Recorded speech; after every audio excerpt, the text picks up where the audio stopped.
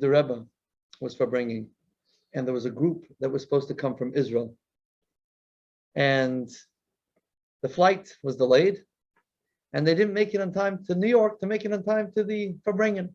So the Rebbe said, "I'd like to say l'chaim to all those who are here, and I'd like to say l'chaim to all those who are arrived, and I'd like to say l'chaim to all those who are here and still have not arrived."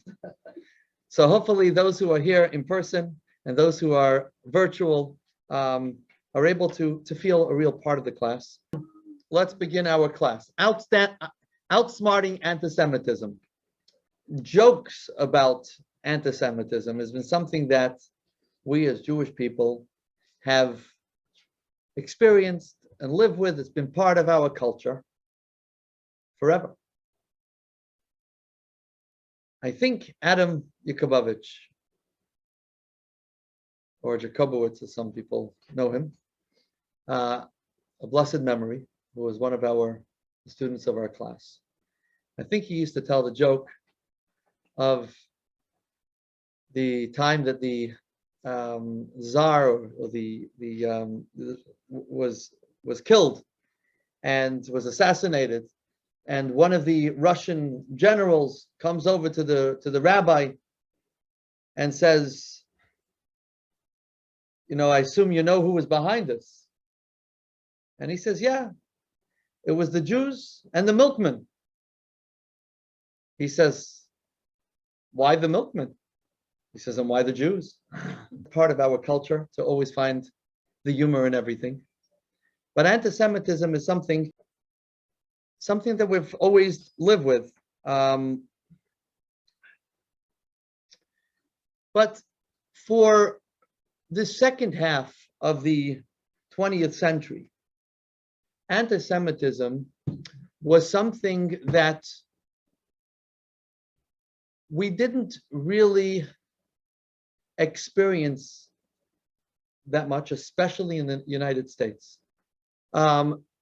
We still were concerned about anti-Semitism because, of course, we were concerned about Israel, and we were also concerned about Russia and those who were going through whatever they went through in different parts of the world.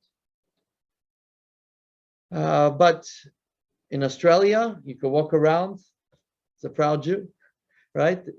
For a big part of Europe, you were able to walk around as a proud Jew. But over the last 20 years, things have changed.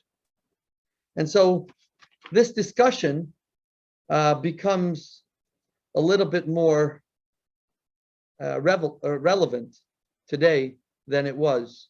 In 2019, there was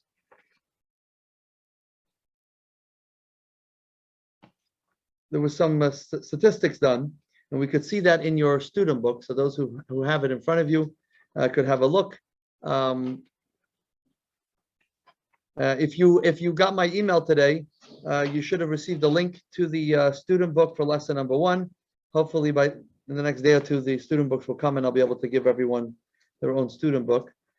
But we have here the amount of Jewish people that are leaving Britain or considering leaving Britain because of the rise of anti-Semitism. Much more than ever. I mean, as a kid, even though few of us felt it, most people never thought they were going to leave or even considered it, because it wasn't that much. We were able to go to the countryside, we were able to go everywhere we wanted, but we felt it a little bit in our neighborhoods. Okay, that was just the reality. What about displaying our Judaism publicly? So again, this statistics are based on United Kingdom, but there are many people who today are almost half of Britain's Jews, according to the statistics, are refraining from showing signs of Judaism outwardly today. This was in 2019. That's quite alarming. Of course, we talk about the United States because for us, we're here in the United States, and what's been going on over the last few years, the Tree of Life in 2018, killing 11 and wounding 6, which was the deadliest attack on Jews in the United States history. And that wasn't, the problem is that wasn't the only one. There were other incidences, including April 2019 in Chabad Paui. So where people are very, very concerned about anti-Semitism. If you go to page 5, you'll see they talk about anti-Semitism in the United States has really risen just I have this actually here just on the page from 2000 to 2019. You could see how anti-Semitism has risen. Now, it's very concerning. I want to take a moment to stop and to think about locally anti-Semitism. And I think that the perspective that we're going to talk about tonight and continue in the next 4 weeks is a perspective that, though much of the sources and the discussions and the readings that we're going to do during the class are things that perhaps I'm reading for the first time as I prepared the class, but the concept is one that I am very familiar with and helps me.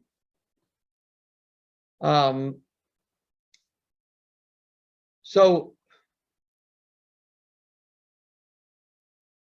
most people walking down the street in Old Japan, I would say for the most part, I get some very friendly. In fact, the first time I walked on Shabbos from Old Japan to Tenafly, I was stopped and asked if I was looking how to get to Muncie or something like that, or if I was lost.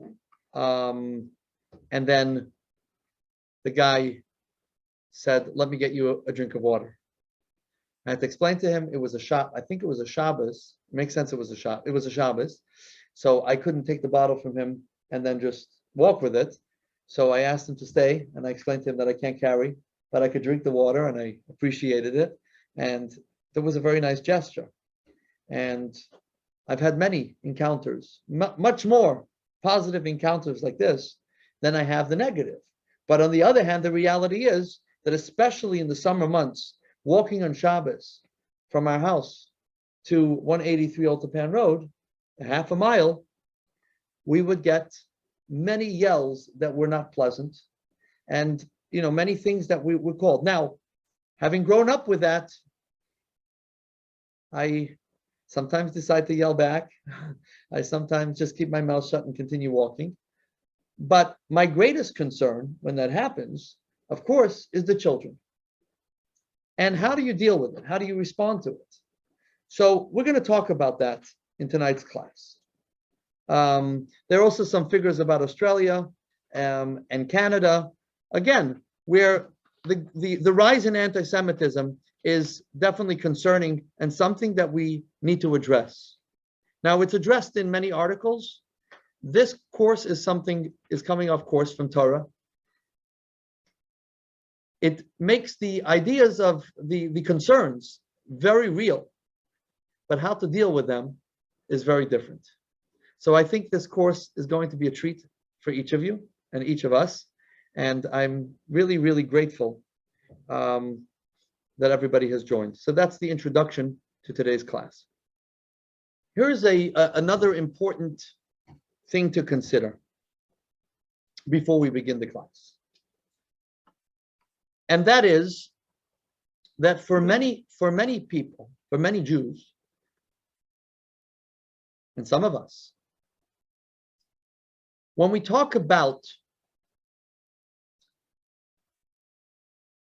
the essentials of being Jewish, if you look on page 8, there's a whole list of essentials.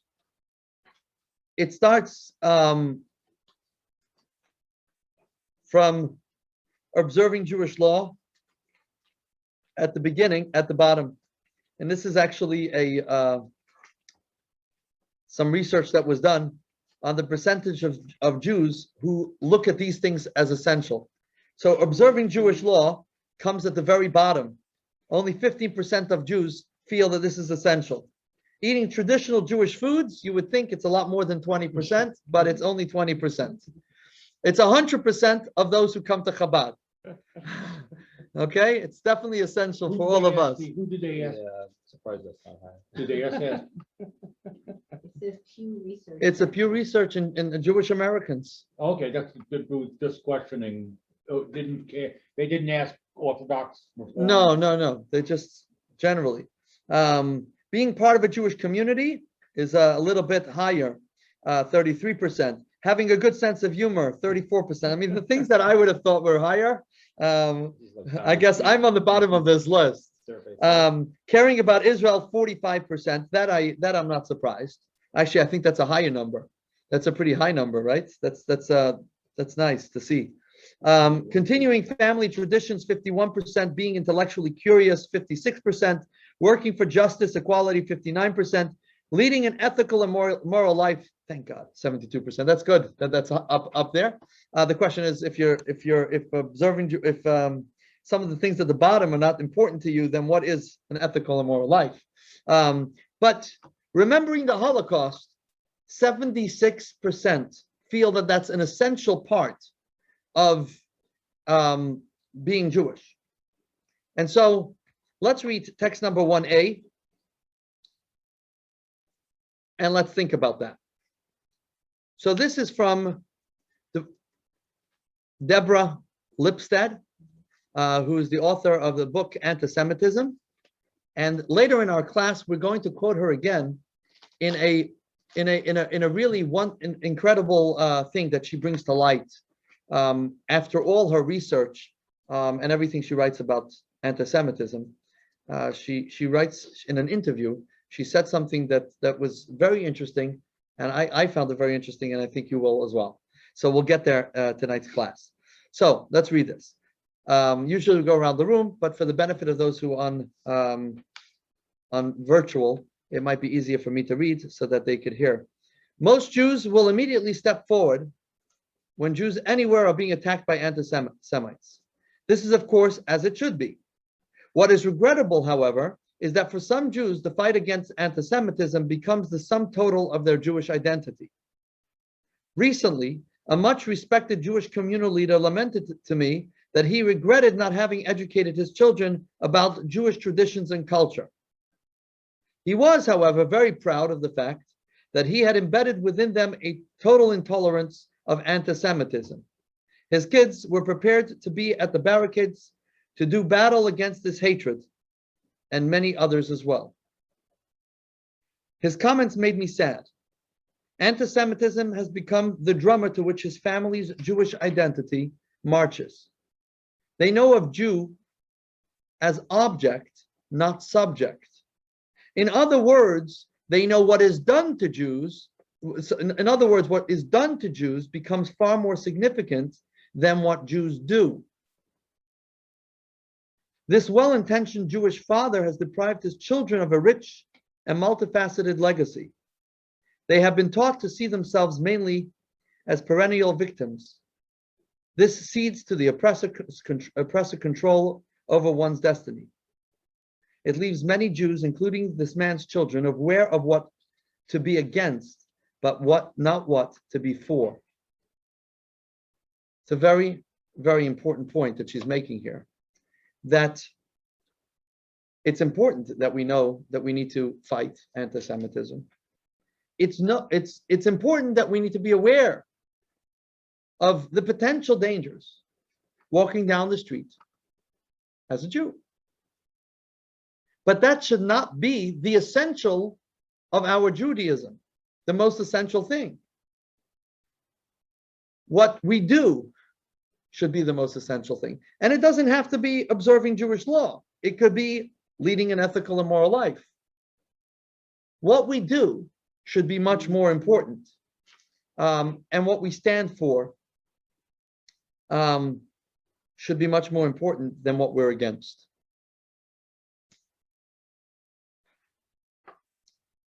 So these are the 2 points that she makes.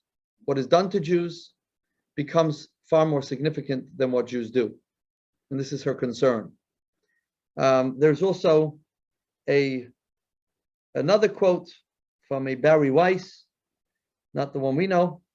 The Jewish people were not put on earth to be anti-Semites. We were put on earth to be Jews. Now, it's great. Isn't that great? A great quote. Okay. So what happens is when we make fighting against anti-Semitism, and I've seen this with people who their lives are dedicated to fight those who fight against Israel and to fight anti-Semitism. And they're accomplishing tremendous things. But what their children see is that we're victims. And their children see negativity. And the children do not want to be associated with anything negative. It's not just in Judaism like that. It's in anything today. Children today do not want, more and more, want to stay away from anything negative. Actually, adults too. But it's becoming more and more. We just don't want anything. You know, I walked into someone on Sukkot or sometime in the summer, and I don't know why I brought up the fact that I stopped watching the news because there was just too much negativity and it was just creating too much anxiety. Last night I was so tempted to see what was going on and to keep up with it, but I said, you know what, Devorah will keep me posted and Stu will keep me posted. I have nothing to worry about. I'll know everything I need to know. And that's how I keep up with the news. I have a website for all the Chabad internal news, and that doesn't give me anxiety. Baruch Hashem, most of it is positive messages and positive news. But I couldn't handle it. And I brought it up to this person, and she said to me, she wasn't a Jewish woman. She said, you know, I did the same thing. She said, for 6 months, I haven't watched it. Don't turn on the news. Now, I don't know. Maybe she has a spouse who's able to fill her in. Devorah is, you talked about the news. She knows everything. So, and it doesn't cause any anxiety. So if it doesn't cause anxiety, then you could do it. Shimon, I guess it doesn't cause any anxiety for you either. But you listen to it all day. It's part of your work. I guess a different, you have to tune out at times, right? Yeah, we all have to tune out. But the idea is that more and more, especially the children, they don't want to be associated with negativity. Now, it's easy to listen to someone else's garbage. But when the garbage of the negativity is about me, and about my life, I don't want to be associated with it. So I'm going to walk away from it. And so we have to, the goal is not to make anti-Semitism a central part of Judaism, but our goal is over the next 4 weeks to address the issues, again, without making this the most essential thing about Judaism that we have.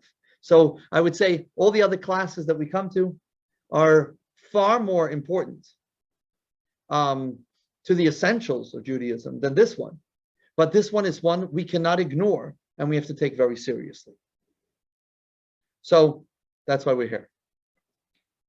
So if you look at page 11, it has the course's driving questions. The first 2 questions we are going to address today, and there's no clock on the wall over here. So I'll take my watch off. I know we started a little late because we're trying to get everybody here. I'll try to finish as close as possible to 9. If it goes over a little bit today, you'll forgive me. Hopefully you'll enjoy it till the end. Okay, so what are some tools for coping with fear triggered by anti-Semitism? That's question number 1 for today. And so how do we cope? What do we do to cope with it, with our fears, which are very real? And what role does faith play in addressing anti-Semitism? And many will tell you it doesn't play much of a role at all.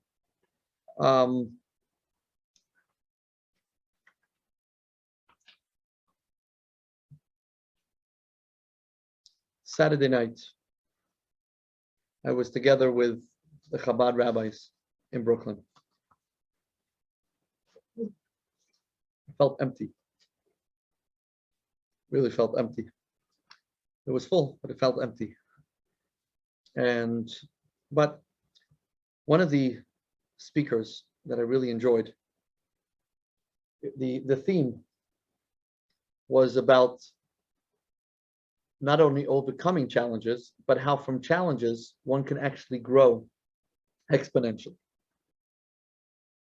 Really, really powerful theme. And I guess being the first conference after COVID or during COVID, hopefully 90% after for most, right, on its way. It was a very important theme. So the Rabbi Kamenetsky, who is the Chabad rabbi in Dnipropetrovsk in Ukraine, was speaking about his experience and when he came, how they shut him out immediately. He had a translator, he had a place to stay, and suddenly he couldn't rent anything, he couldn't buy anything from stores. The translator suddenly told him he can't translate for him anymore. It was becoming like he couldn't understand. So he asked someone like, what's going on? And the government had basically sent out a message to everyone that this guy is dangerous. It was right after communism fell, but they were still concerned about people coming in. And they were very concerned about him being dangerous. Now, if you know him, I don't blame him. He's a character, but he's the Rebbe's chassid. And he went and continued, recognized that he was on a mission from the Rebbe. This is in the early 90s, obviously. And the Rebbe sent him to this city. Now, this city, and this is why what I wanted to speak about. This city, Dnipropetrovsk, is a very large city. 75 years ago, the Rebbe's father, 80 years ago, almost 80 years ago, the Rebbe's father was the chief rabbi of this city. And the Rebbe grew up in the city. And he shared the following, that when the pogroms took place throughout the former Soviet Union, there were many large cities where Jews were were wiped out. It was absolutely insane. It was known that for some reason in Dnipropetrovsk, the casualties, even though it was a very large Jewish community and very large city, the casualties were not as great as other cities. Turns out that he's picked up from speaking to people over the years that there was a youth brigade of teenagers that was called Mendel's Brigade, led by the Rebbe.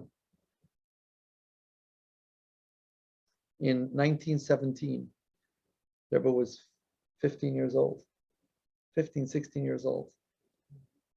And the Rebbe led these youth stand guard at night with weapons, and they kept people out. And they saved the city. So while tonight we will talk about spiritual ways of addressing anti-Semitism, because this is a Jewish class, so we have to speak about the spirituality. At the same time, we will also talk about practical ways. And the messages that we come to tonight are not all based on the Rebbe's teachings, but the final one will be.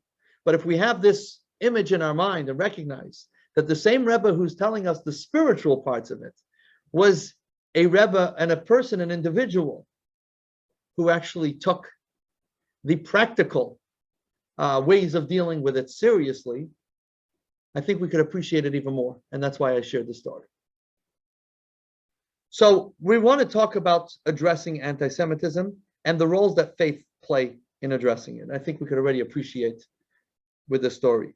Okay, we're going to go through the rest of the driving questions for the rest of the course. What are the best strategies to reduce anti-Semitism? What are the root causes of anti-Semitism? How does identifying these factors impact our efforts to prevent the hatred?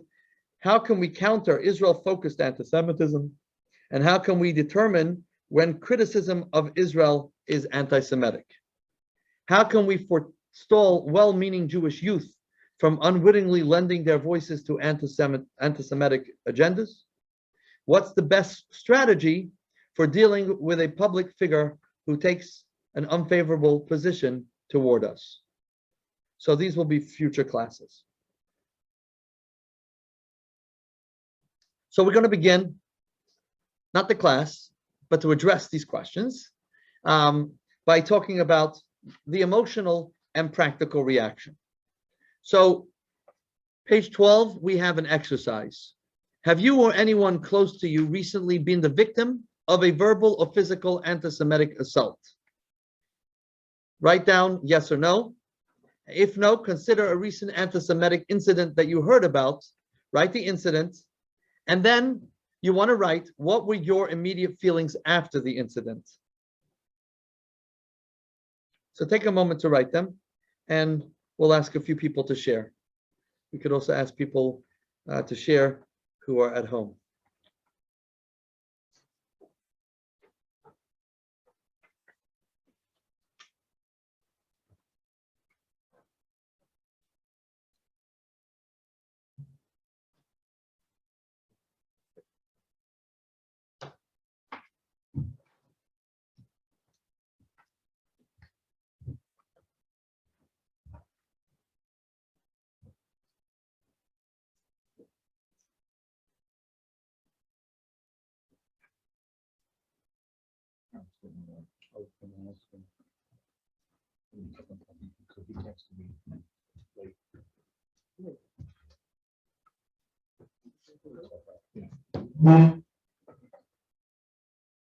Okay. Anybody want to share? Anybody on Zoom that wants to share an incident and their immediate feelings after the incident? Carol. Yes, there recently was an incident I heard about with some singer in Europe, I think it was in Germany, tried to get into a hotel. And he was wearing a big Star of David, and the clerk was very rude to him. I don't know if anybody heard it. It was recently in the news, a couple of weeks ago. I read about it. I didn't Yeah, watch it was a higher end hotel chain. It wasn't a Marriott, but something, and there was such an outcry about this. But he was blown away that the way he was treated. They said something about. And what did that trigger within you? Oh, no, that just anything like that is very visceral for me. It's frightening. Especially, I think it was Germany. I think the guy wasn't even Jewish. I don't know. The one I read about, I think wasn't even It was Jewish. some singer. Someone had given him it. It meant a lot to him, and he still got discriminated against. But he refused to take it off as they asked him to do. Anybody else want to share? Ellen, and then Julie, and then I think Sari also wants to share something. Okay, tomorrow is burning at the synagogue in Pennsylvania. Okay. And, I got people before that. I unmuted. Anger. Okay, Sari, go ahead, and then we'll go to Julie. Okay, we'll have two examples. One, when I was a child in Brooklyn, I was, I think, with a friend, and I had my Star of David out, and I'm walking near my school, and an Italian guy with the leather jacket, was walking down, and he saw the star, and he called me or said Christ killer. And that was my first encounter. I think I might have been 12. And it was something that you don't forget. But as a child, how do you process that? So just being more aware. Then fast forward to when I was a history teacher in 7th grade in a town in New Jersey that was known for the Bund area, a little anti-Semitic down there. In class, some children threw coins on the floor and then called Jews pick up coins or pick up. So that was another, but as a teacher, then I was able to handle Right. it. Julie, This is actually very recent. So I assume all of you know who Dave Chappelle is. He's the black comedian. Yeah. So he was under the gun because he did a show on Netflix, and he was, and the transgender community was up in arms because they felt that it was very discriminatory. Meanwhile, if you read some of what he said, there are anti-Semitic tropes in his presentation. So it's not acceptable to be racist or anti-trans or homophobic, but it's still okay to be anti-Semitic. That people don't have a problem with, but any other type of discrimination, there's performers, for instance, in this case, feel a need to apologize. They'll apologize to the offended party. I don't see that he apologized to the Jewish community, and I'm sure that he won't apologize to the Jewish community. And it angers me tremendously. so we're getting the feeling of anger. That's, I think, the feeling that most feel when right? I think you, Carol, you said the same thing, right? There was a sense of anger. Sari wasn't really sure how to process it because she was a child at the time. So it's much more difficult. I have something in the chat box here. He was self-conscious. Yeah, I'll have to get a wireless mic that we could pass around here so that everybody could hear. Some people can't hear when, okay, but as long you could hear the main part of the class, right? Okay, great. I must tell you, Rabbi, one thing that my Sure. experience is I'm Israeli, you know, I'm born and raised in Israel. And in one sentence, I can describe that the most anti-Semitic people I saw, and I know it's not nice to say, but that's my experience in my life, came from Jewish people.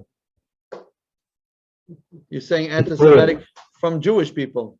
Yes. Self-hate. It's true. Yeah, oh, that's a whole different issue. Yeah. That's yeah. Okay. The problem is, as we will see,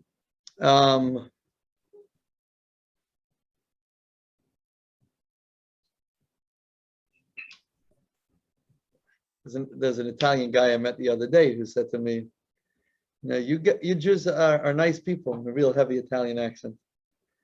He says, most of you.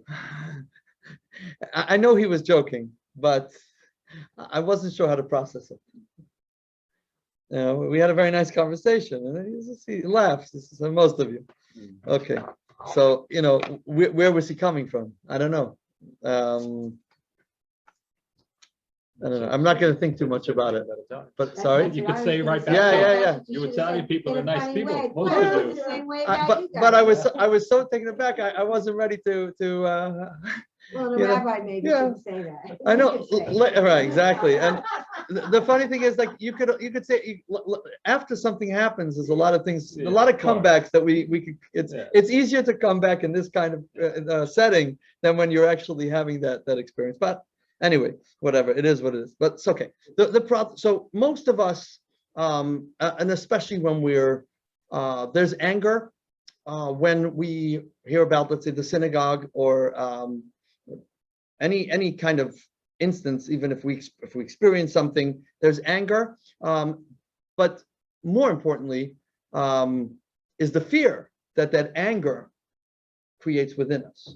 There's a tremendous fear. Let's go to text number 2, and we'll see here the drawbacks with the anxiety and how fear and anger are quite a dangerous thing. I had a situation where I dealt with a retailer and he wasn't Jewish. And he said, I want to Jew you down. Yeah. And that Horrible. fits the feelings of after the incident. for sure, and it upset me.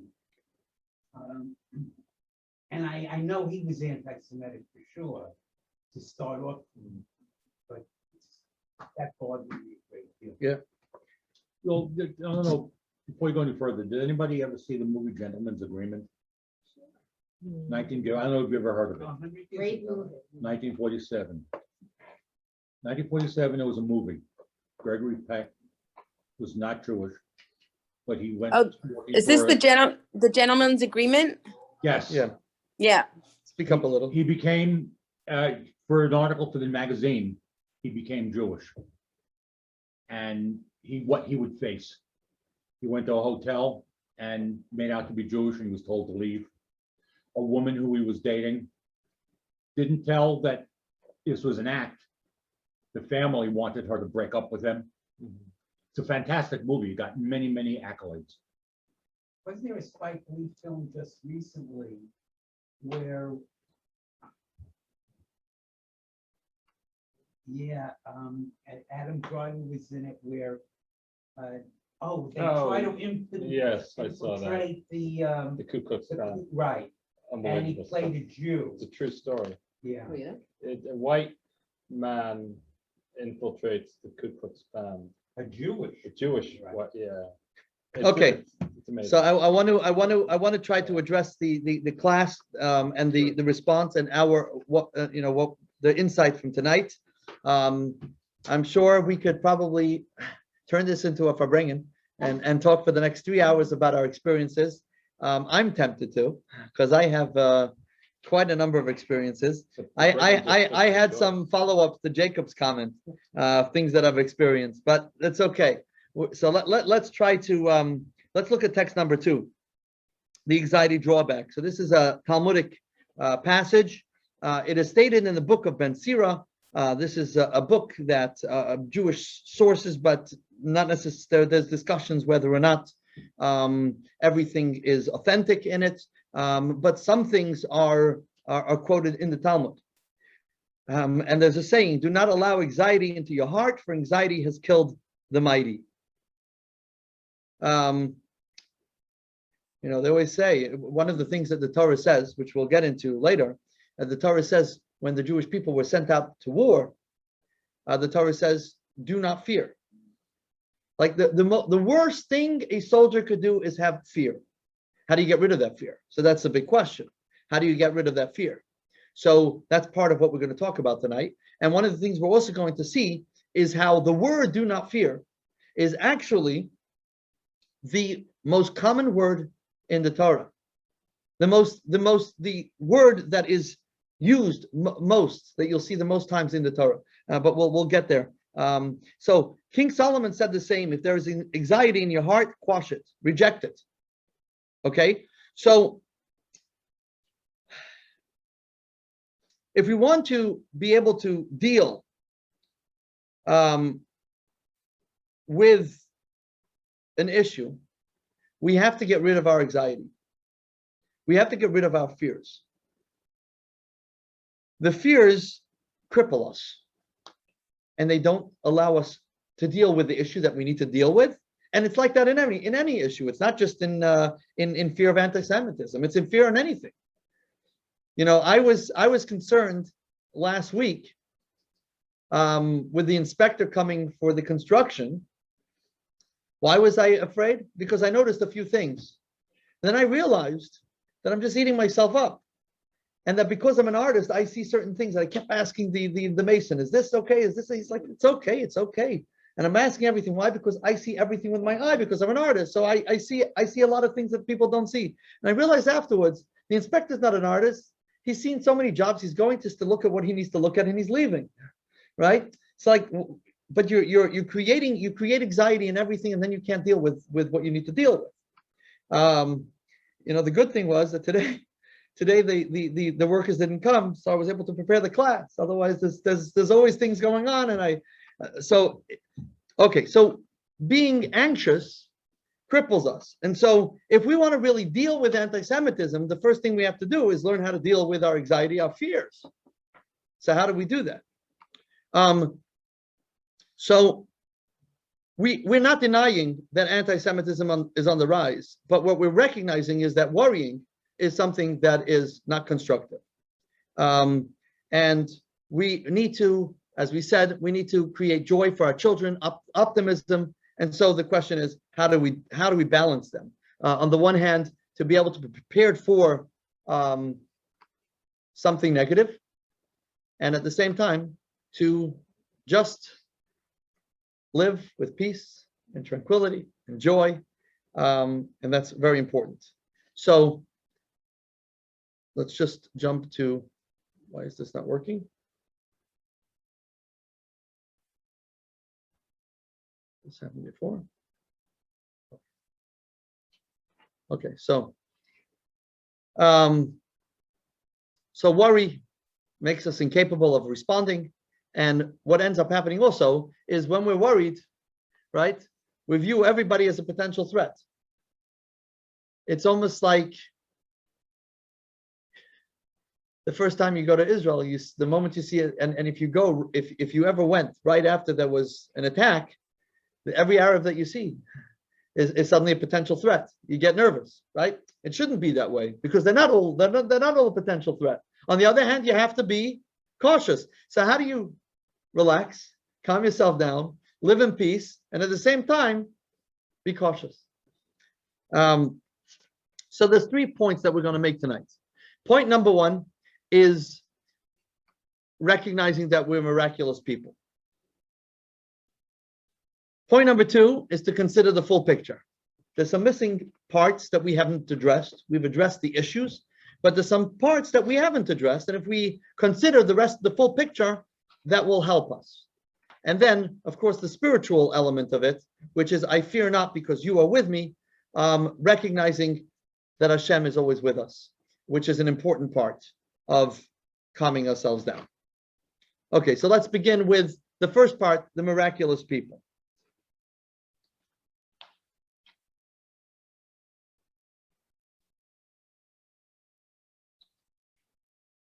Another story I heard this weekend that I think is perfect for this class. And because this is about creating optimism so that we can deal with it, with the issue at hand. When the 5th Lubavitcher Rebbe passed away, so when the 4th Lubavitcher Rebbe passed away, the 4th Rebbe passed away, there was 10 years before the 5th one became Rebbe. During those years, Hasidim felt lost. They didn't have a Rebbe. It was very difficult. For Hasidim, it was a Rebbe is a very big thing, and not having a Rebbe makes it very difficult. So there were 2 Hasidim who turned up in the Rebbe's quarters for Yom Tov, for the holidays, and it was Simchas Torah, Sukkot, whatever it was, Rosh Hashanah, and they were having a discussion. One was by nature a little bit more pessimistic, and the other one was a little bit more optimistic. And the one who was a little bit more pessimistic says, "Yeah, terrible things are just not great. That's not the way it should be. It's, what's going to be." And the other one says, "Don't worry, it's going to be good. It's going to be good." A few years later, when the 5th Rebbe took over, and things actually turned around in an amazing, incredible way. There were things that began in that era that today are still impacted by it, including the Chabad yeshivas, that Chabad never really had its own unique path in a yeshiva, which is really how Judaism continued because of that yeshiva during communist era in Russia, through the Rebbe's influence. And today, the shluchim, the 5,000 Chabad emissaries around the world, are a product of this yeshiva system. If not for this yeshiva system, it wouldn't be that product wouldn't have been made. So it's something very significant. So it was a few years after the 5th Rebbe became Rebbe, and things were really going very well, and Chabad was flourishing. These two same Hasidim meet, and the one who is a little more pessimistic says, "You were right. Things turned out well."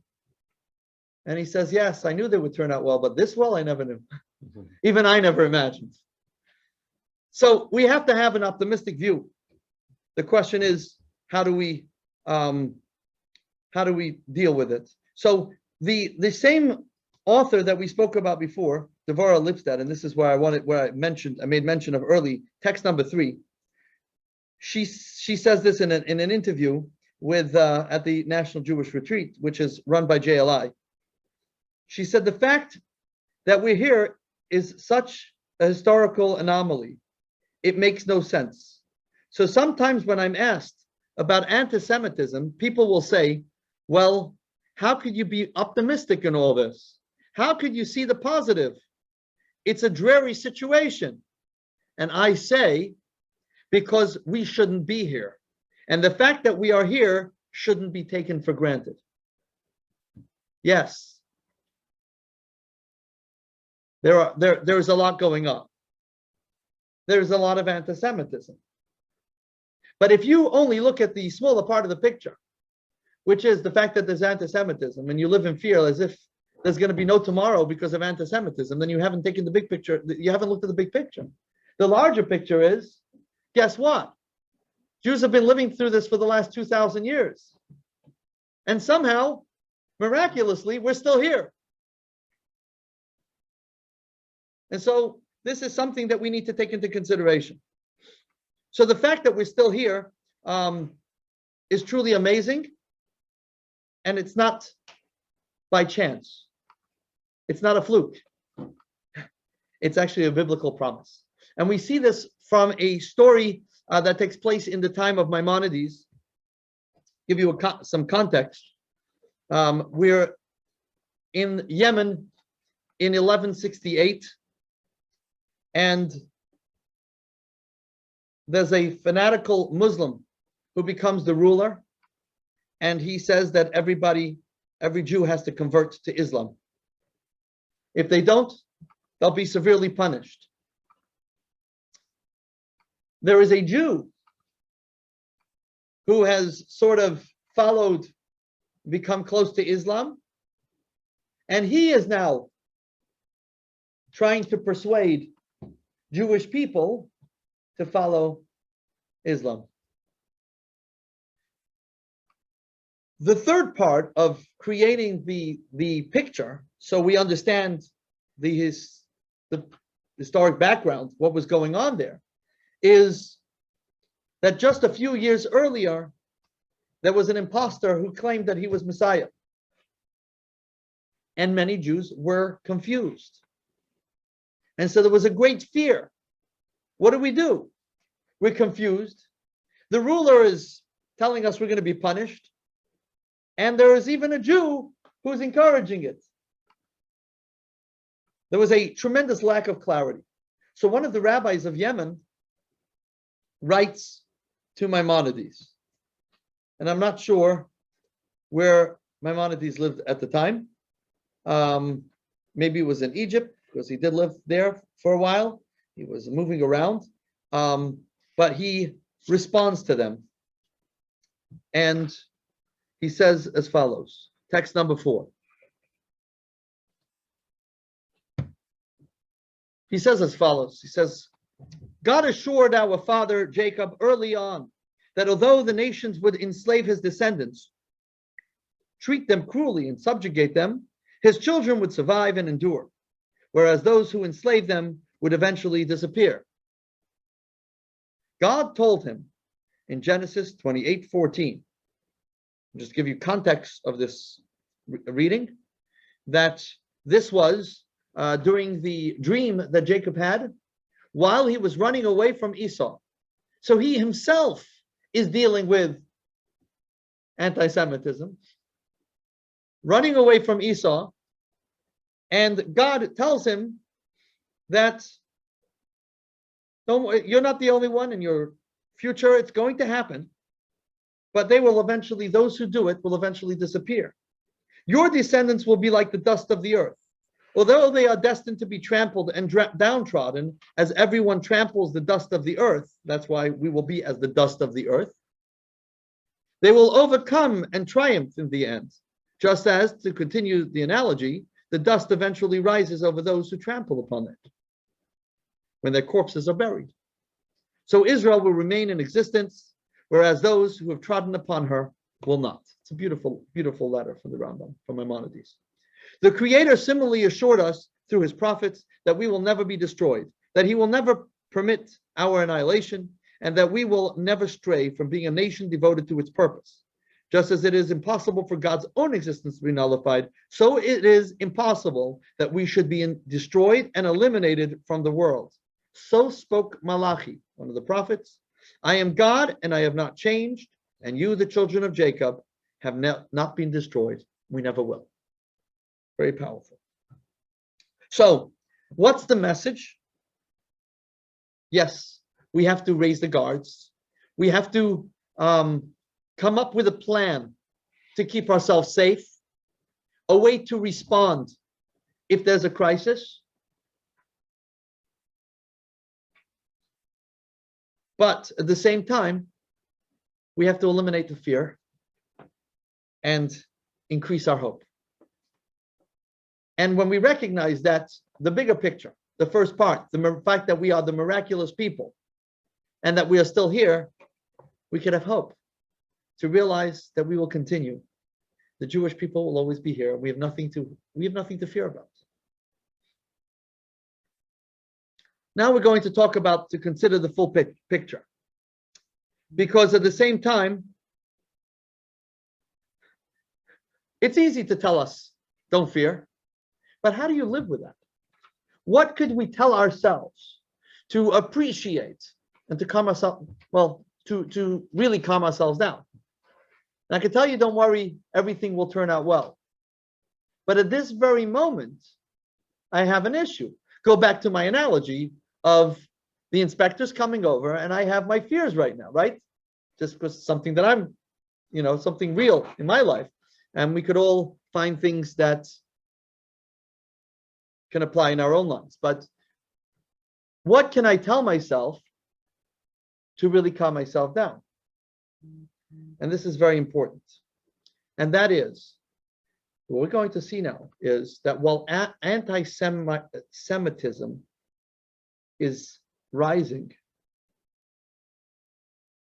anti-Semites, or I should say, while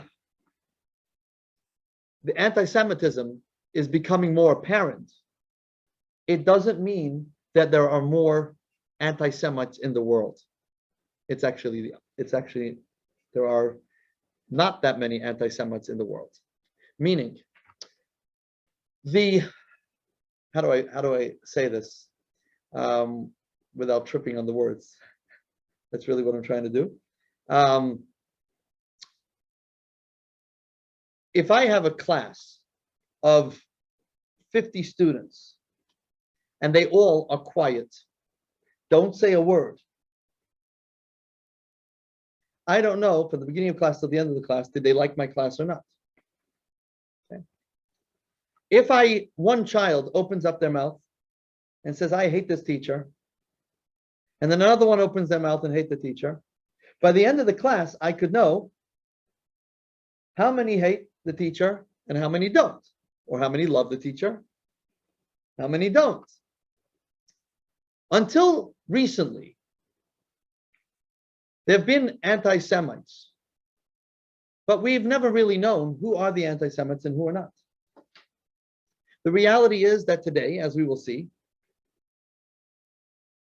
there are less anti-Semites, there is more anti-Semitism. Because more people, because of the internet and they're more vocal and more emboldened. So the reality is actually that this world has actually become a better place for us. We could see it from the fact that in most of the world today, I could walk around as a Jew in most places in the world. I could buy a home in most places in the world. Years ago, I couldn't. I walk into places and I'm greeted all over. Now, granted, we're living in an area where anti-Semitism is not as high. So there are places where I might go where it's more. But in general, even people tell me when I went to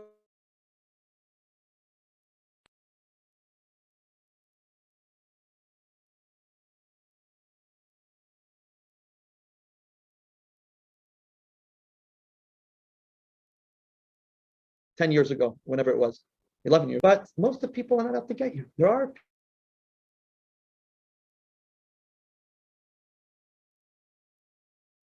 anti-Semitism, but the reality is that it's not as bad as what we're hearing. And things are much better for us today than it has ever been for us. Rabbi, Yeah. Is that true in the upcoming Muslim world? And I'm not saying all Muslims, but there's 2 billion of them. So even if only 20% of them are anti-Semites, which is probably an understatement, you have enormous amounts of anti-Semitism. But that's not more than it was 20 years ago, 50 years ago. You didn't have those numbers of people. We had 2 billion people in the world when I was young. Now you have 8 billion. So just by the sheer numbers, you can have lower percentages hating you, but by sheer numbers, there's more. No, I mean, it's just, you know, look what's happening all over Europe, and a lot of it is from the Muslims coming in. It's an interesting point. I'm not sure how to respond to that. But also what you were talking about, people being emboldened, people being more vocal. So I think there was a certain amount of people who were quiet before. They were anti-Semitic, but they didn't vocalize it. Correct. Like people who were close to them knew, oh, that guy, he's an anti-Semite. But now they don't feel like they need to be so shy about their anti-Semitism. So that's also A lot of times we also, because a lot of times we don't like a response that we got from someone. A lot of times we translate certain behaviors as anti-Semitism, not necessarily they are either. well. That's So, you know, so there, if we look at stereotypes about people, what you just said, people do that. Not just Jewish people, black people do that, Asian people do that. Right, Everybody, right. every realm of society. it's true. Oh, you know. So, In a poll of anti-Semitic attitudes in America, they see there's been a decline. This was in 2013, and it's continued to decline to 2019. So if we look on page 19, this is from the anti-Semitic attitudes in the U.S. in 1964 was 29%. To 2019 is only 11%. So it seems that The war goes, you know, we're back from the war. So anti-Semitism is still highly. but even Americans, Morton always talks about how Marion's online. He always talks about different anti-Semitic things that he experienced with his American friends. Today, many Jews go out and party and enjoy with their American friends, right? In a very different way. We don't get that as much as we used to. So, Rabbi, I disagree with you. I respect what you say, but I totally disagree, because when I try to imagine how the guy in 1936 felt in Germany, he got the same feeling like what you say now.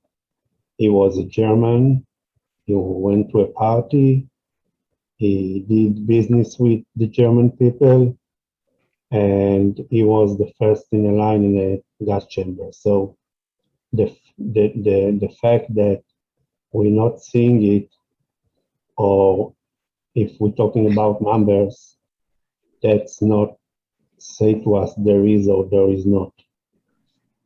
So okay, we could argue this, but at the same time we have the polls that seem to indicate that the anti-Semitism in the United States, at least, is not as high as it used to be.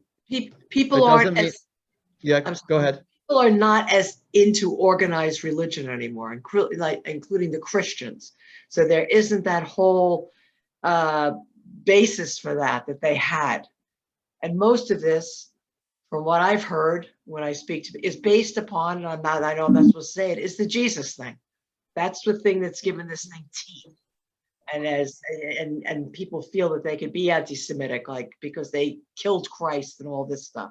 And people are not that religious anymore. In other, Okay. and I really believe that's why they've become more enlightened and less dogmatic Christians and so forth, and are not basing it upon that anymore. Okay, so here's I want to go back for a second, Marion. I appreciate that comment. I think it's the And- truth. and- I really do. I'm not And kidding. I think that in America, it is less. We still have the concern of that Elaine brought up, but we will talk about Israel in future lessons. Usually, I have I'm ahead of the game, and I haven't just read lesson one. I read a little bit the overviews of the other lessons, but I haven't read them as much as usually when I come to the first class. I've been through quite a number of the classes. So we'll get back to this when we talk about Israel a little bit more. The last month, as I mentioned before, I've been spending most of my time packing up the Chabad office and putting it into storage, so we could be in this new space, and I could focus on building the future of our community. So I've only really prepared the first class, but I want to get, so we'll get back to that. It's a good point, but I think for the most part, and Jacob, I think we haven't eradicated it, so we're still feeling it. But I think for the most part, we have a lot of friends, and as a communal leader, seeing what goes on in the community and trying to get things, even the Hanukkah menorah, in the park, and dealing with the town, they are so open to helping us and supporting us in our mission, in so many ways, that I really consider the mayor here in Altapan as a dear friend. I know the previous mayor once told Morton, either he told Morton or he told someone else about Morton, that Morton thinks I'm an anti-Semite or something like that. He made some kind of comment that he thinks I'm an anti-Semite or something like that. But I never really dealt with him a lot. But this current mayor and the administration in our town in Altapan are, for the most part, I could tell you that clearly not everybody in town is our friend. Not everybody in the borough are our friends, but for the most part they are, and it's much more than it used to be. I want to try to continue this, but this is when we recognize these two things that we've spoken about so far. The miraculous, if you're still having a challenge with the full picture and you don't completely agree with it, you could go back to the first part that we spoke about, which is the fact that we are a miraculous people. And yes, we've been through worse situations in the past. Maybe you want to claim that we're equal to a few years before the Holocaust. People like to portray that. What I'm saying is that, not that I'm going to tell you that it can't happen again, because no one could say that. We have to be vigilant. We have to learn how to deal with things. But at the same time, we have to be optimistic, and we have to live a life of joy. We can't live a life of fear. And I think by focusing on the fact that we're in the worst time ever, and this is almost like, people like to talk about how we're afraid, that people are afraid every time there's a shooting, people are afraid that a Holocaust is about to happen. And people in England, there are many people want to leave because they feel that the Holocaust will happen again. We have to be concerned, and we have to take steps, and we're going to talk about that. We have to take steps that are real steps to be able to move forward and to be able to protect ourselves, and in many different ways. But we have to eliminate that fear. I want to move on. If I could take questions a little bit later. The fear aspect of it. I want to. Okay, so here we see. The incidents have risen, but on the other hand, there's a decline in the intensity of anti-Semitic attitudes in the United States, and this is based on polls. So we can argue, but these are the most realistic numbers that we have. Now, we all have our own experiences. If we're dealing with Israel, we see things differently. But let's move on to the third thing. I spoke about this before, how the word in the Torah that comes the most is 44 times. It says in the Torah, Al Tira, do not fear. In another 26 times, it says Al Tira'u, which means in the plural, do not fear, which means in 110 times in the Torah is telling us again and again to our forefathers, to Abraham, Isaac, and Jacob, and to the Jewish people, do not fear. Why? Why does the Torah focus so much on this? And basically, what the Torah is teaching us is reminding us that Hashem is in control. I'm going to go about 10 minutes, and then we'll call it. So I want to. That's why I want to try to eliminate questions for now, and then when I finish, note down any questions that you have, and this way we don't go too late. I know some people have driven from a little bit of a distance, so I want to give everybody opportunity to be able to go home. Some people get up earlier than others, so I want to respect that. Text number 6. This is King David. So King David says, we all know this prayer, Psalm 23. It's one of the most famous psalms in every religion. They love this psalm. A song of David, God is my shepherd, I shall not lack. He allows me to lay down in green pastures. He leads me beside still waters. Even if I walk in the valley of the death's shadow, I will fear no evil, for you are with me. Your rod and your staff, they comfort me. So King David speaks about God as a shepherd. The Medrash says that King David, we know he was a shepherd. Moses was a shepherd, King David was a shepherd. And the Medrash says that King David would take his young sheep first. They were always first. He would always feed the young sheep first, and he would take them to graze on the soft grass, to eat the soft grass.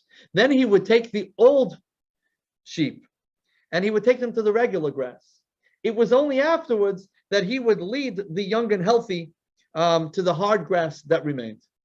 So he was very careful in how he gave each of the sheep the exact kind of grass that they needed. Which is why when King David thinks about Hashem, he thinks about God, he thinks of God as the shepherd. That God gives each and every one of us exactly what we need. And so that we're in good hands.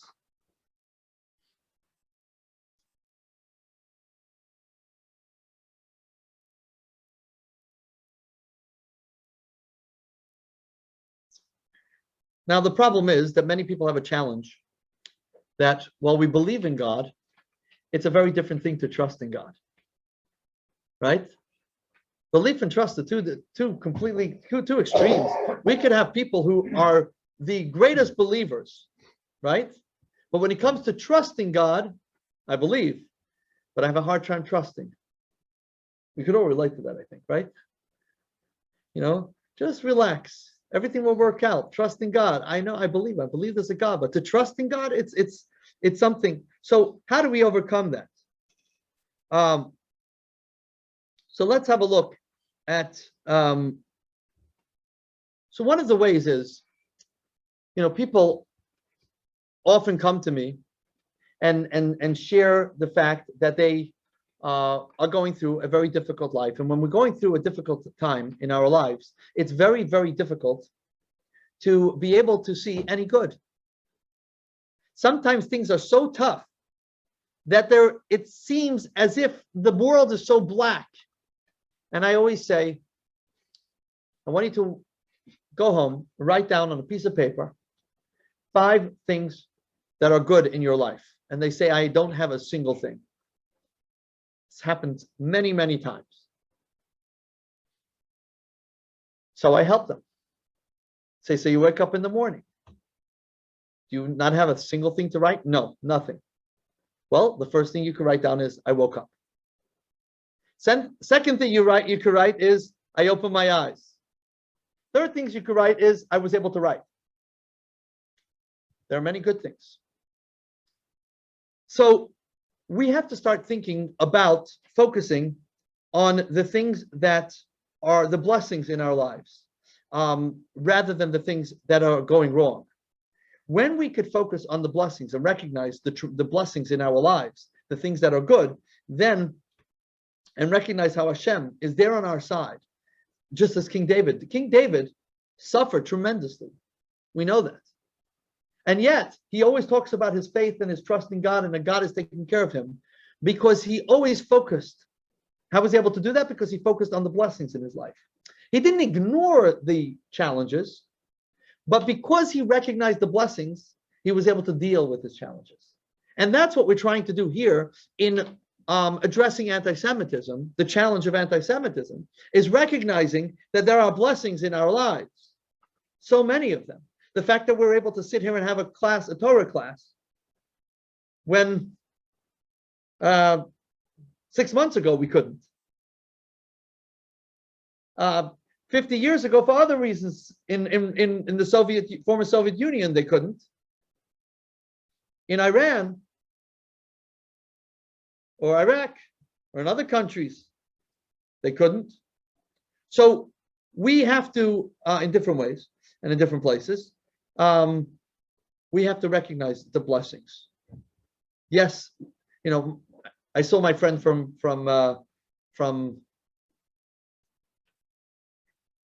Turkey, Chabad rabbi in Turkey, right? So he cannot have any affiliation with Israel, even though he's an Israeli citizen, right? He can't have any direct affiliation with. So you could call that anti-Semitism, and we'll address that. But the fact that he's able to run a synagogue and a Jewish community in Istanbul, that's an incredible blessing. An incredible blessing. So we have to focus on the blessings. When we focus on the blessings, now we could deal with the other challenges that come along with it. Okay, so we say one of the things that we start our week with, when we say Havdalah, we start off Havdalah is the prayer that we say with the cup and the wine, the cup of wine and the spices and the candle on Saturday night to say goodbye to the Shabbat queen. And we start off with the words in text number 7. Indeed, God is my deliverance. For those who are familiar with it, I am confident and I shall not fear. For God is my strength and my praise, and he has been my salvation. To recognize that God is with me and God is giving me tremendous blessings. When I could recognize that God is there with me, just like King David did when he says that the valley of the shadow of death, ki ata imadi, that even when I'm in the shadow of death, ki ata imadi, God is with me, meaning I could recognize the blessings even at a time of challenge. So instead, when there are difficulties, the first thing I have to do is say, 1 second. Yes, there are challenges, but there are also a lot of good things. So now I can calm myself down, and now I could deal with the challenge. Here's a little story that I want to share. Beautiful story. In January 1948, in the dark hours of the Soviet Union, a child was born in Stalino who was destined to symbolize mighty struggles. A bitter, global struggle between the bald eagle and the brown bear in the throes of their Cold War. A lopsided struggle between terrifying tyranny and human rights, between brutally enforced atheism and the free soul of a believer, between monstrous anti-Semitism and a proud Jew, and between the temptation to collapse and the superhuman will to survive.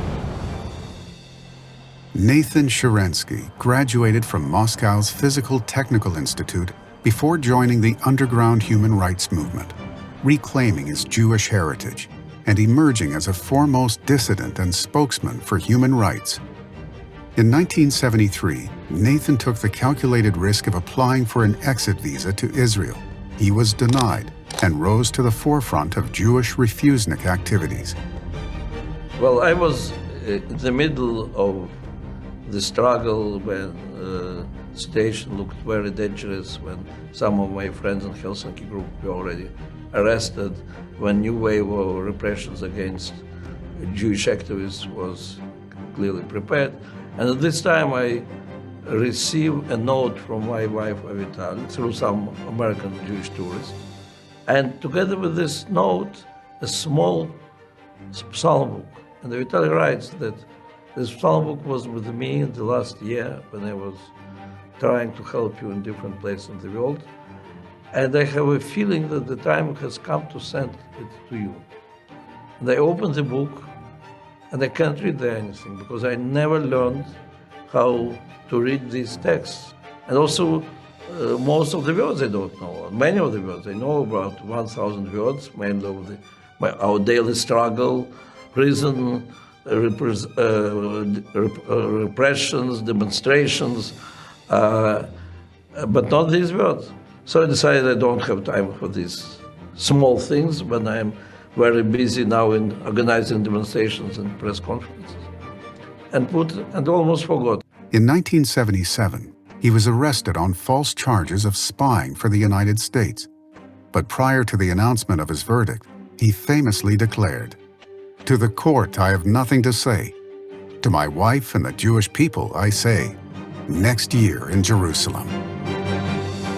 Sentenced to 13 years imprisonment, he spent the next 16 months some 1,600 miles away from Jerusalem, in Moscow's Lefortovo prison, often in solitary confinement and in a special torture cell, before being transferred to a Siberian labor camp. They bring me the list of things that they confiscated, and there is mentioned this small black book, not in Russian, and I understand that they are talking about this psalm book, which was sent to by Vital, and then I remember this note which is sent. And I demand that they'll give it to me, and it was a long struggle. 3 years after I was arrested, they returned this book to me, together with the telegram from my mother that my father passed away. And it's, of course, it's difficult when, it's always difficult, but when you cannot be with your family. And I decided that the only thing which I can do, I will be reading this psalm book until I understand. And so I'm reading these hundreds of thousands of words where I cannot understand where the sentence begins and ends, and cannot understand more than half of the words. And then simply comparing between different places of these words, I try to find out the connection between them. And it so happened that the first phrase from all these hundreds of thousands of words was a short phrase of 13 very short words, which I understood fully. That is the phrase, Gam ki elech bagay tzalamavet lo ira ra ki ata imadi. It's from the Psalm Kav Gimel, and when you'll go through the valley of shadow of death, you'll fear no evil because you are with me. And that was very powerful. It was very important for me. And each time when they were taking it from me, I was fighting and on hunger strikes, refusing to work, sometimes refusing to eat until they'll bring it to me back. He resisted and persisted with remarkable courage. His miracle dawned in 1986, when he was released in a prisoner exchange. Leading Israeli officials, including Prime Minister Shimon Peres, welcomed him to Jerusalem. And even when they already took me from prison and replaced all my clothes, I was lying in the snow, refusing to enter the airplane without getting this book back, because I felt that all my strength is there. So that was the only piece of property which I took from prison, and all these years it's always with me, and it gives me a lot of strength. The Hebrew phrases in Sharansky's Petit Black Book were authored 28 centuries earlier by King David, who reigned from the splendid city of which Sharansky dreamed, Jerusalem. It was he who crafted the powerful line of prophetic poetry that lent indestructible hope and undefeatable strength to endless generations of Jews in distress. Even if I must tread through a valley forged by death's own shadow, I will fear no evil, for you are with me. A fountain of eternal confidence, generated on behalf of each Jew in every century in the face of the mightiest and most monstrous obstacles. You are not alone. God is with you. Walk with confidence. The Creator of the universe stands guard at your side.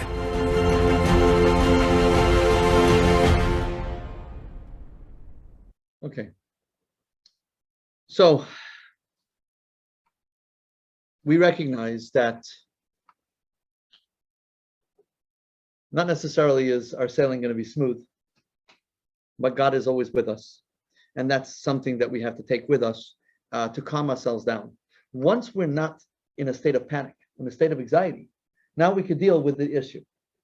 Okay, so the rest of the class really talks about, and you could see the text, and those who did not get a textbook, you check your email, you'll have the first class. So you could look there at the text. But just to talk about the general concept and finish. Hopefully, and usually we start the class, for those who are haven't joined in a while, we call it for 7:30. Usually by 7:35 we start, so that by 9:05 we try to finish. So I know we're going a little bit over, but we needed to all get into the class in different ways and find the place. So we're here.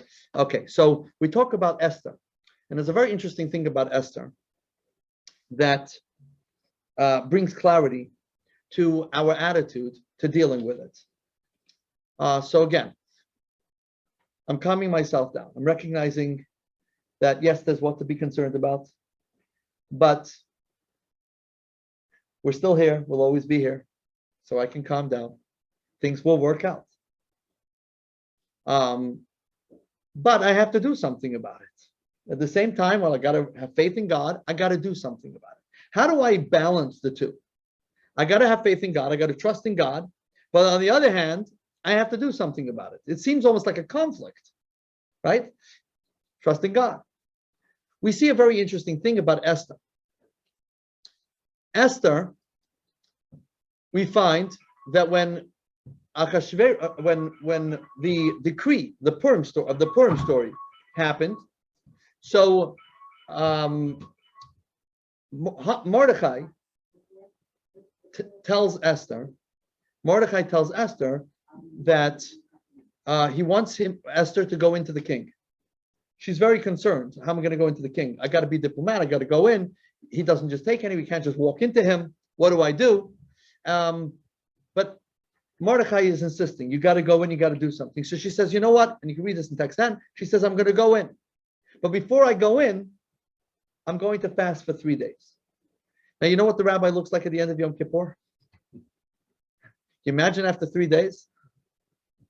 The 3 days fasting, she's going to go into the king. If the king is going to get upset of her coming in, he'll be even more upset if she comes in looking like that. So what was she doing? So the idea is that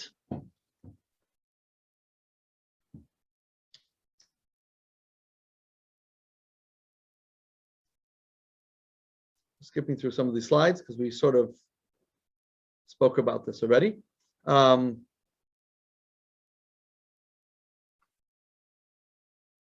If I am going to fast, what is she doing when she's fasting? She's doing teshuvah. She's repenting. She's crying to God. She's saying Tehillim, perhaps, right?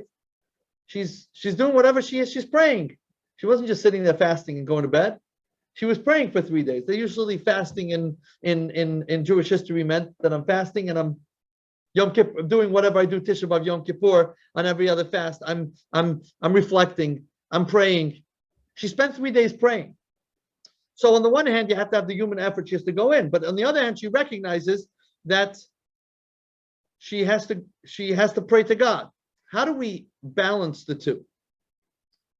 So we see a very interesting thing. When the Jewish people were in the desert, God provided everything that they had. Everything that they needed was provided to them. After the Jewish people came into Israel, and forever since, for the last 300 years, basically, what happens is that God conceals his involvement, and he wants us to create it. And he wants it to look like we are his partners. So the idea is here, and I'm trying to close the class on something that should have taken 20 minutes, half hour. But so I'm just trying to say it in a nutshell. The idea is to recognize that God wants us to bring blessings down into this world. God is giving the blessings. Just like he did, he gave the manna to the Jews in the desert. He protected them with the clouds of glory. So too, God is giving us all the blessings. But unlike in the desert, where they didn't have to do anything to get it, they just did spiritual pursuits. God wants us to do and take real, concrete measures, physical measures, materialistic measures, to be able to get any blessing that we have to. So we have to go to work. You want food? You have to go to work. You want money? You have to go to work. You want health? You have to go to a doctor. You have to take real measures in this world to be able to get the blessings of God, because that's what God wants from us. At the same time, we have to recognize that all we're doing is, by doing these physical measures, is creating a vessel for God's blessings. See, God is giving us the blessing, but He wants us to create the vessel to be able to receive the blessings. And those vessels are doing all those natural things that need to be done. So if you don't lock the door at night, God's giving. Someone once wrote to the Rebbe that someone kept breaking into their house, and they asked, perhaps we should check our mezuzahs. Now, many times when people ask the Rebbe for blessings, the Rebbe said, check your mezuzahs, check the tefillin. So they were already jumping, and saying, making the suggestion. Perhaps the Rebbe thinks that we should, would that help? And the Rebbe wrote back, check that the windows are locked. You want blessing, right? You want to keep your house safe, lock the windows. Don't leave them open at night. Okay, so that will bring God's blessings. And that's really what Esther recognized. Her going to the king was only because God wanted her to go to the king. But in order to get God's blessings, I have to make sure that I'm connected to God, that I can get those blessings. Okay? So I have to do something natural, but at the same time, I also have to connect to God to get those blessings. So I have to do both things. I have to pray in the morning, right? And I also have to do something concrete. In order to be able to calm myself down and pray and go to work and not be overwhelmed by what I need to accomplish, what do? I remember those three things that we spoke about before, so that I can calm myself down, I can become relaxed. And it's the same thing when it comes to anti-Semitism. And that's the first thing that we have to realize, is we have to be able to deal with it. And in order to deal with it, we have to be relaxed.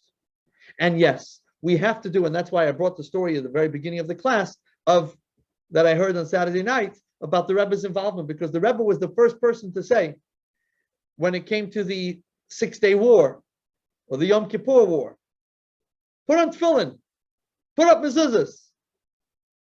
But the Rebbe was also the same Rebbe that said that we have to support the IDF and we have to give them every bit of encouragement, every bit of support, because you can't have one without the other. But but at the same time, you have to have confidence. So in order for us to be able to make the vessels for our security, to be able to protect ourselves from anti-Semitic attacks, we have to make sure that we have security cameras. We have to make sure that we're alert and that we have a plan if something, God forbid, goes wrong. But we don't have to sit in the shul. I remember someone saying the Shabbos after, I think it was the shooting at the Tree of Life Synagogue, someone came into our Chabad and said, we need to lock the door, because the entire time she was sitting there, because the door was open, she was worried, sitting in fear that someone's going to come behind. We can't live like that. The only way to not live like that is those two things: to calm yourself down, to realize that not every day is someone out there and out to get you. At the same time, which is one of the reasons, there are a few reasons, but one of the reasons why our new location for Chabad of Old Japan is not going to be listed on the internet anymore. If you want to find out where it is, you go online, you're going to see the mailing address. You want to know where we are? You call us up, and we'll tell you where we are. So I don't have, and it's going to be a very quiet thing. This way, at the same time, I'm still going to have security cameras, be connected to security places. We'll have our ways of drills of what to do if, God forbid, there was a situation. So we take every measure, but we don't live in fear. At the same time, we take every measure possible. We don't live in fear because we recognize that Hashem is with us, just as King David did. And that's very important. And at the very end of class, I wanted to finish off with a very real thing that happened in 1991 when there was a threat. Do we have 2 more minutes? Yeah. So I'm going to just, I'm going to finish with this, really finish with this. I'm going to stop sharing for tonight. There's a lot of text here that you could read post the class to enhance what we spoke about. I would love to continue this conversation not only next week in the class, but in email, in text messaging. Please feel free to reach out. If anybody wants to stay a couple minutes after class to talk, we will. But I want to finish off with this last story where the text at the end of this class references the story, but you can hear from Rabbi Benjamin Klein, who was involved at the time, passed away a couple of years ago, but he tells the story. One of the Rebbe's assistants, he was the Rebbe's right-hand man in when it came to anything to do with Israel, the IDF, the government. He brought the government officials to 770 to visit with the Rebbe. He was an Israeli from Jerusalem, and he had contacts with people who no one knew what their position was, and I'll leave it at that. He knew everyone, and everyone knew that he could be trusted even after the Rebbe's passing. We couldn't get anything out of him. There were certain things that he never said. He went to his grave with, because he was the Rebbe's most trusted. I mean, I would say all the people that were around the Rebbe generally were very much trusted, but he took on the security areas of Israel that the Rebbe knew he had to trust this person. And to the day, I remember sitting with him where we were trying to get certain things out of him, even not related to the security of Israel. He didn't utter a word. But here he tells a story. I'm going to share that with you. So let me share the other screen. We share with sound, and here we go. There's nothing on the screen. Let's go back. Oh, there we go. And here we go.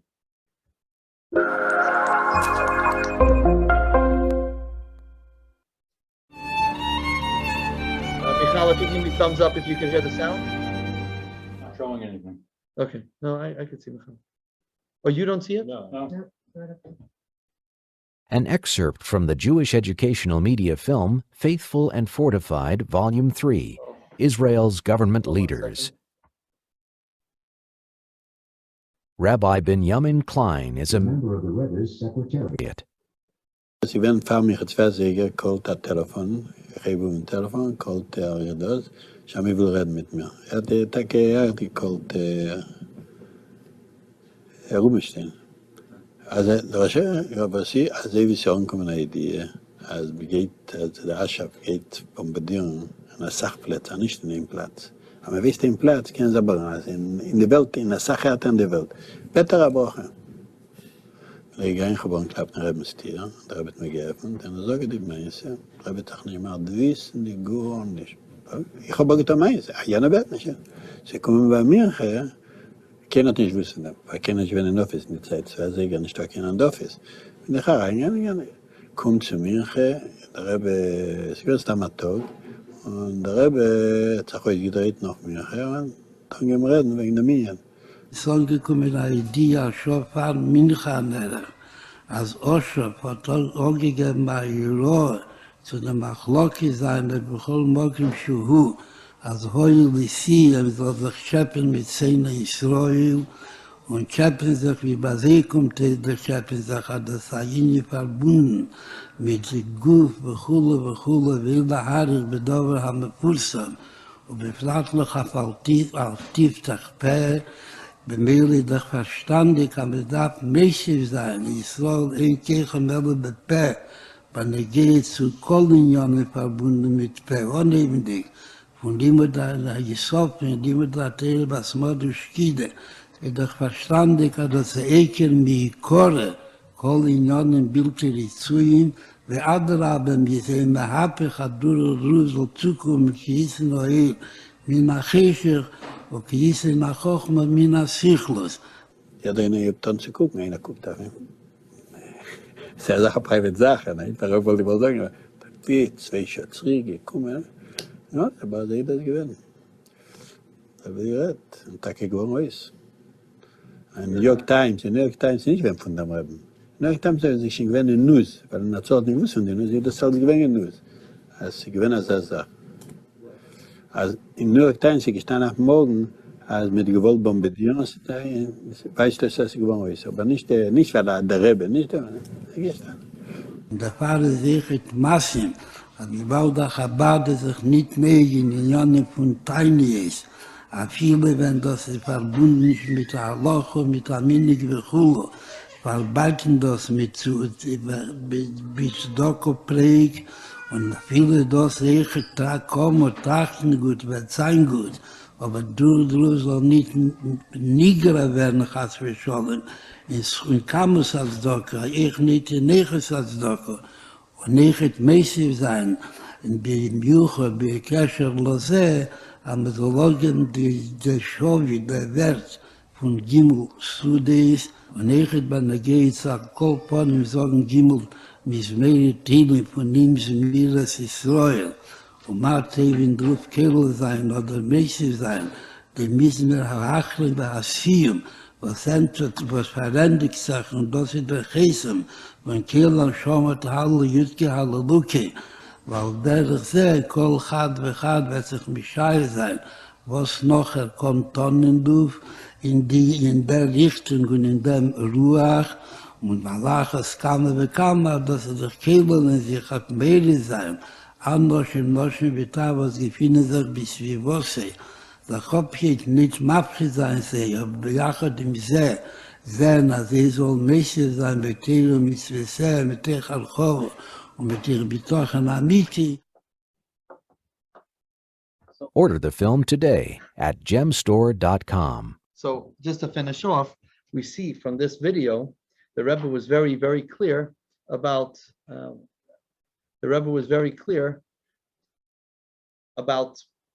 being optimistic, having trust and faith in Hashem, and recognizing that the blessings will ultimately. Hold on one second. Let me shut this. Okay, so I'd like to discuss. That's actually next video. The Rebbe was very optimistic, and the Rebbe made sure don't make anybody scared, don't make anybody afraid from what's going on, but increase in things of matters of holiness and prayer and charity and good deeds, because that will ultimately bring the blessing. Again, you have to have the security issues and everything else being addressed. But what could the thousands of Hasidim standing in 770 do at that point besides worry, right? So what can we do practically? We could make a difference, because if someone is fighting anti-Semitism, someone who's able to, there are people in positions that they're able to actually do something. Where do those people get the blessing from? It's not only from their effort, it's from God's protection. Ki ata imadi, as David HaMelech taught us, and Esther recognized, and that's why she fasted. That the blessings will ultimately come from our connection with God, the same way it happened in the desert. The manna came down. So when we are connected and we recognize this, and we add in Torah mitzvot, we can then bring about the protection and make the vessel work. So the vessel is our practical, security system that we're going to do. But how do we make that security system work? By adding the spiritual element to it. And the only way to really get to that conclusion is if you're calm, because if you're not calm, you can't come to any good conclusions. So that's basically, in a nutshell, the rest of the class. So today's class was a little bit longer than usual. God willing, next week, same time, same place. For those of you who are virtual, if you want to come in person, I really, really appreciate this. Is so nice to finally be together for a class. As you know, my passion is to teach, and I'm really, really glad. The VAR was actually telling me And I know people want to leave. Don't feel free to, feel free to go and say goodnight. But Devorah was telling me, because she knows I'm overwhelmed with the, till yesterday it was schlepping. Even 2 days ago, I had a team, 6 hours, we were schlepping things into storage into here. And Devorah said to me, maybe push off the class for a week. I said, no. Once I push it off, then I cancel it. And I can't. I got to do the class. I'm glad I did. Yes. And I'm really, really happy to be back with all of you. And I look forward to seeing you next week again.